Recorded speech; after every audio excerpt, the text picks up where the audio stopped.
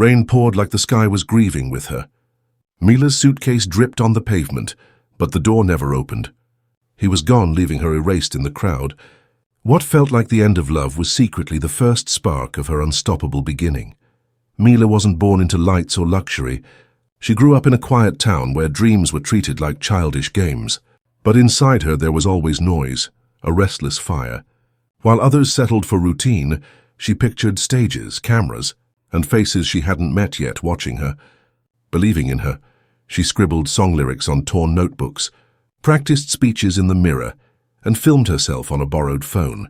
People laughed, calling her visions too big, too unrealistic for someone like her. Even the ones closest to her dismissed her as a dreamer, lost in fantasies. But Mila didn't see delusion in her imagination. She saw escape. She saw possibility. Though nobody around her clapped, she carried her applause inside. And in the silence of rejection, she trained herself to believe in a stage only she could see, a stage she swore one day would be real. To Mila, he wasn't just a boyfriend. He was home. In her storms, he was the anchor she clung to, the one she whispered her wildest, most fragile dreams to. She would talk about lights, about songs, about building something that mattered, and he'd smile. But not the kind of smile that believed. It was the smile people give a child showing them a drawing, polite, sweet, but never serious. He called her ambitions cute, like a hobby she'd outgrow. When she stayed up late planning, he teased her for wasting time. She convinced herself it was harmless, that love was enough, that he'd eventually understand. But love without belief is a quiet prison. And then came the silence. Calls left unanswered, texts with shorter replies, moments where his eyes were on his phone instead of her. Mila felt it before she admitted it.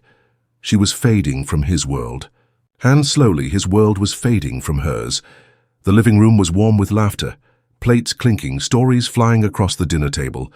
Mila sat beside him, her heart always ready to share the tiny progress she'd made. A video idea, a lyric she'd written, a plan she'd stayed up all night shaping.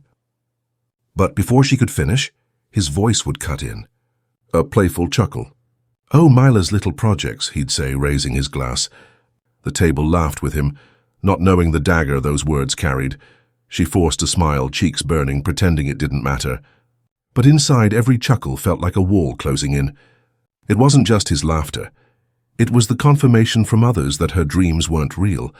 She swallowed the sting, burying her fire deeper each time. And yet, while the room moved on, her silence screamed. Because behind her polite nods was a girl shrinking in public but screaming in private, "Why can't you just believe in me?" Each gathering ended with her walking home quieter than she arrived. Her reflection in the window reminding her of a truth she didn't want to face. The person she trusted most couldn't see the future she was fighting to build. The promotion came like lightning, sudden, dazzling, full of promises. He spoke of a new city, bigger opportunities, doors opening he had only dreamed of.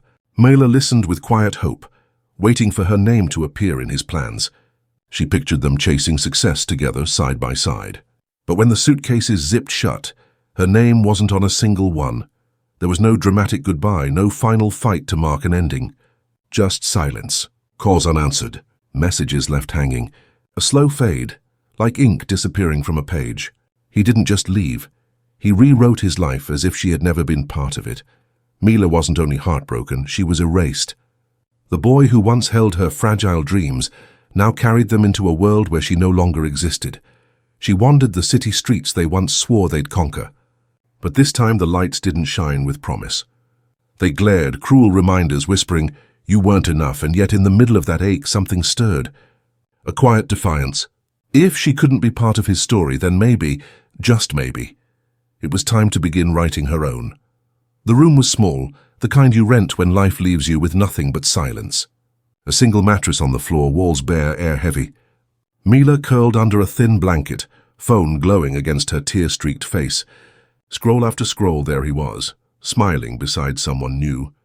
Every photo was a knife, not just because he moved on, but because she had built her entire world around someone who never built with her.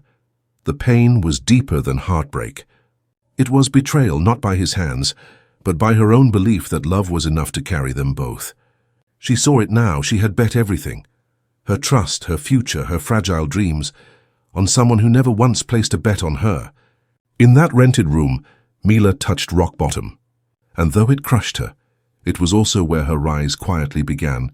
The nights dragged on, heavy and endless. Mila lay on her back, staring at the cracked ceiling, the silence pressing against her chest. Tears had dried, but the ache remained, a hollow space where love used to live. For weeks she had begged the past to return, but that night was different. Something shifted. Her eyes burned from crying, yet in that exhaustion came clarity. She whispered into the stillness, almost afraid of her own words. "If he can forget me, the world won't." The sentence hung in the air, fragile but alive. And in that moment, it felt like a vow carved straight from her scars. She wasn't going to be erased. Not again. That whisper became her first spark of defiance, a promise not just to him but to herself. The world might not know her name yet, but it would.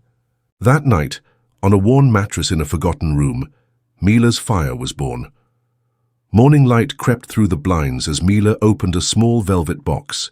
Inside lay the last piece of him she still carried, a necklace he once placed around her neck, promising forever. For days she hesitated. But fire doesn't grow from holding on to ashes. With steady breath and trembling hands, she walked into a pawn shop. The metal was weighed, priced, and slipped away from her in silence. What she got in return wasn't much, just enough for a cheap camera and a battered second-hand laptop. But to Mila it wasn't money. It was a doorway.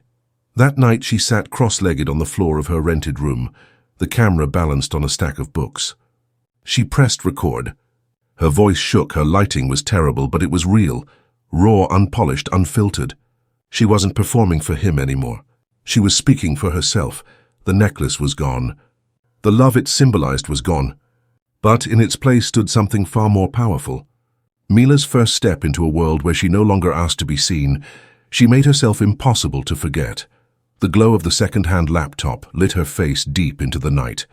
While the city outside slept, Mila stayed awake, learning every cut, every transition, teaching herself how to stitch stories from pixels and sound. Her fingers ached, her eyes burned red, but she refused to stop. Each video was a piece of her heart poured into the screen. The views came slowly, a trickle at first, 10, 20, then 50. To anyone else it was nothing, but to Mila it was thunder. It was applause echoing from strangers she had never met. People were watching. People were listening. For the first time, validation didn't come from his nod or his dismissive smile. It came from someone across the world who typed, "This spoke to me." That single comment was more than she had ever received from him. She leaned back, exhausted, whispering to herself, "They see me." And though her body craved sleep, her spirit only wanted to create more. The nights were long, the sacrifices endless, but with every shaky upload, Mila's fire grew stronger. She no longer chased his approval. She had found something louder, something purer, the sound of strangers believing in her. Months slipped by. Mila's channel was still small, fragile, but alive. Every view felt like oxygen, every comment like a lifeline. Then one evening a message arrived from a mutual friend. 5 words that sliced through her chest. "He says you'll quit soon." She froze. The world around her blurred. Her ex had mocked her channel, laughing that she wouldn't last a week. For a moment the room felt smaller, her laptop screen dimmer, her heart heavier. It was as if all her secret doubts had been spoken aloud, wearing his voice, but tears never fell. Instead, something inside her snapped. His dismissal didn't crush her, it ignited her. With fists clenched and jaw set, Mila opened her laptop that night with fury burning through her veins. Every cut, every edit became a declaration. If he thought she would quit, then persistence itself would become her revenge. His laughter wouldn't define her. Her fire would. It happened on a night like all the others. Mila hunched over her laptop, editing with tired hands, her eyes swollen from lack of sleep. But this video was different. It wasn't polished. It wasn't planned. It was raw. She spoke about heartbreak, about being forgotten, about rebuilding yourself from nothing. Her voice cracked, her hands trembled, but she didn't cut any of it out. She hit upload, whispered a prayer, and shut the lid. By morning, the world had found her. Notifications exploded across her screen, messages pouring in faster than she could read. This is my story too. You just saved me. Her face lit up phones, laptops, and living rooms she'd never step into. Overnight, she was no longer whispering into the void. Brands reached out. Sponsors wanted her name, but more importantly, strangers felt less alone because of her pain. Mila stared at the numbers climbing by the second, tears falling freely now. This wasn't just a video. It was proof. Proof that the voice once mocked at dinner tables, once silenced in rented rooms, had finally been heard.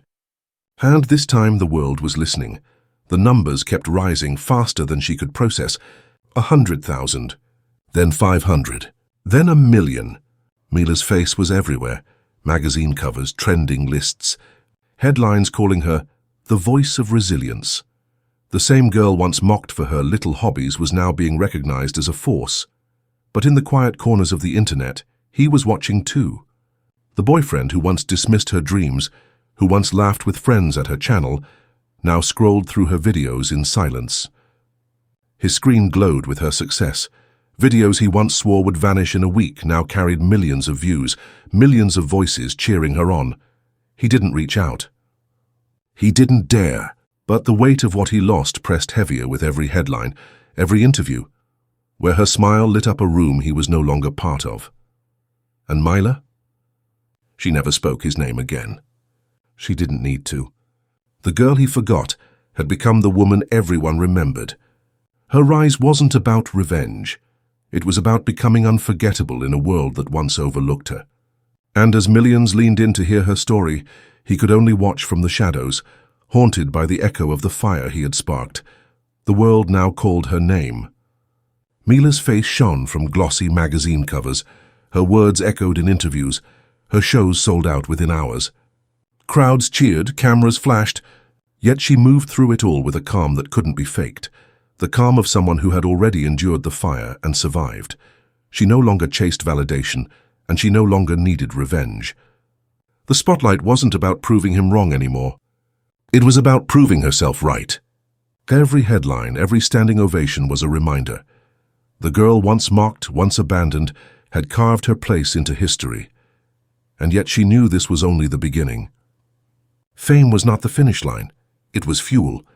Her story wasn't about being remembered by him. It was about being unforgettable to the world. Mila's success didn't shout his name. It whispered her own, louder than any revenge ever could. Mila's journey carries a truth we often overlook. Sometimes the deepest pain is the greatest gift. Being forgotten didn't end her. It pushed her to become unforgettable. Every scar she carried became ink, writing her name into a history no one could erase.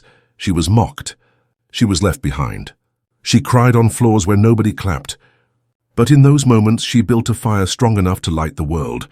Her story isn't just hers, it's a mirror. Because maybe you've been overlooked. Maybe you've been dismissed, betrayed, or told your dreams are too small. But scars are not endings. They're beginnings. So I ask you, what will you build from your scars? What fire is waiting inside you? Subscribe.